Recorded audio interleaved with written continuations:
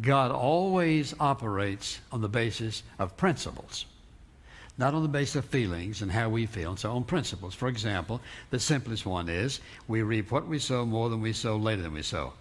God always operates. He doesn't ever change that. And so, for example, one of those principles is obey God, leave all the consequences to Him. That means I'm going to do what He says. I'm going to let Him take care of the consequences. God always acts. For example, He says one of those principles is that God acts in behalf of those who wait for Him.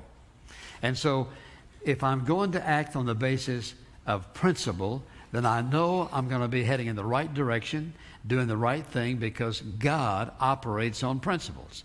And that's the reason you and I can learn how to relate to Him, because if I don't understand His ways, then I'm going to say, God, what are you up to?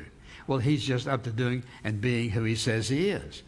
And so you could come up with most any problem, and I believe, give me a little time, and I could come up with a principle to say, if you'll obey this principle, watch what happens. Because God wants us to obey Him. And listen, leave the consequences to Him. Let me ask you a question. Is there any consequence of your obedience God can't handle? Right? None. He can handle every one of them. Well, if I obey Him and leave the consequences to Him, here's what happens. I'm going to be able to have peace and a sense of joy and confidence and assurance. It doesn't make any difference what's going on, because He's in control. And if I'm obeying Him, He's already taken care of it.